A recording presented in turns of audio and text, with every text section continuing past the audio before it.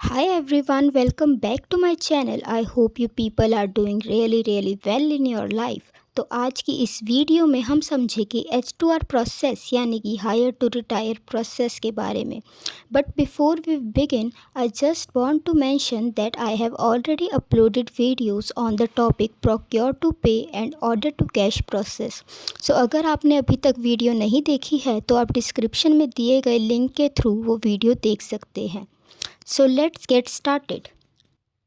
तो जैसा कि हम सब जानते हैं कि ह्यूमन बींग्स को किसी भी ऑर्गेनाइजेशन का मोस्ट इम्पॉर्टेंट एसेट कहा जाता है, क्योंकि मशीन्स और पैसा काम शुरू कर सकते हैं पर उनको कैसे और कहाँ यूटिलाइज़ करना है ये स्किल और क्रिएटिविटी सिर्फ ह्यूमंस के पास ही होती है.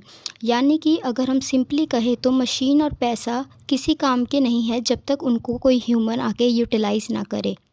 और यही एक कारण है जो कि हायर टू रिटायर प्रोसेस को ऑर्गेनाइजेशन का एक इम्पॉर्टेंट एलिमेंट बनाता है. तो आइए अब हम शुरू करते हैं H2R की डेफिनेशन के साथ. H2R process is a part of human resource management and refers to the entire life cycle of an employee within an organization. It covers everything from recruitment to retirement or the exit of the employee. यानी कि अगर हम आसान भाषा में कहें तो employ के जॉब ज्वाइन करने से लेकर जॉब छोड़ने तक के सफ़र को H2R प्रोसेस कहा गया है. ये प्रोसेस मल्टीपल स्टेप से होकर गुजरता है. So the first and the foremost important step of H2R process is recruitment and onboarding. इसके अंदर जो एम्प्लॉयर होता है वो अपनी कंपनी के लिए स्टाफिंग नीड्स को आइडेंटिफाई करता है, यानी कि उसे कौन कौन से एम्प्लॉयज़ किन स्किल्स के साथ अपनी कंपनी को रन करने के लिए चाहिए.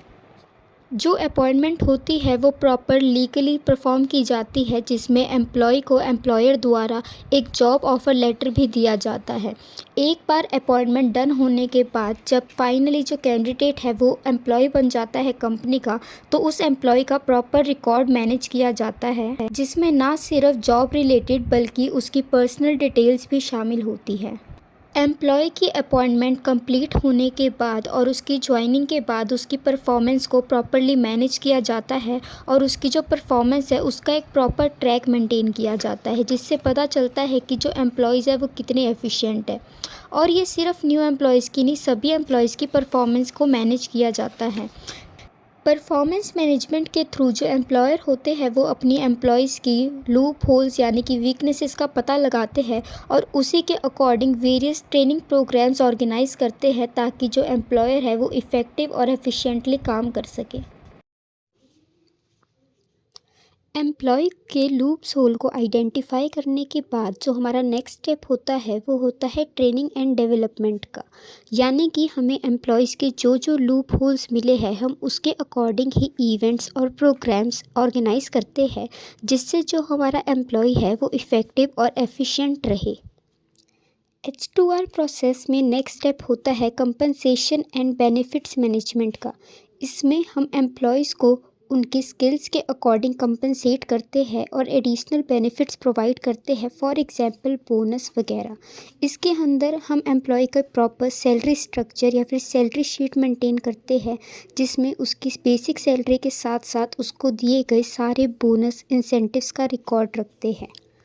अब अगला step employ engagement and retention हमें ये बताता है कि एक ऑर्गेनाइजेशन के लिए सिर्फ एम्प्लॉय हायर करना ही सब कुछ नहीं होता, परंतु एम्प्लॉय को हायर करने के बाद उसको रिटेन करके रखना भी एक काफ़ी इम्पोर्टेंट रोल है जो हर एक ऑर्गेनाइजेशन को फॉलो करना चाहिए. क्योंकि अगर आपकी ऑर्गेनाइजेशन में एम्प्लॉय टर्नओवर रेशियो हाई होगा, यानी कि फ्रीक्वेंट बेसिस पे आपके जो एम्प्लॉयज़ है वो रेजिग्नेशन लेटर दे देंगे, तो फिर आपको न्यू एम्प्लॉय अपॉइंट करने के लिए काफ़ी कॉस्टली पड़ेगा, क्योंकि आपको दोबारा से रिक्रूटमेंट करनी पड़ेगी. प्लस जब आप रिक्रूटमेंट करोगे तो आप श्योर नहीं हो कि जो पर्सन आप एम्प्लॉय के तौर पर रिक्रूट करोगे वो आपकी ऑर्गेनाइजेशन में कितने समय में स्किल्स वगैरह सीखेगा. साथ ही में हमें उस एम्प्लॉय को अपने ऑर्गेनाइजेशन के लिए जो रिक्वायर्ड स्किल्स है वो सिखाने के लिए ट्रेनिंग प्रोग्राम्स भी रखने पड़ेंगे, जिससे हमारी जो कॉस्ट है वो काफ़ी ज़्यादा इंक्रीज़ हो जाएगी.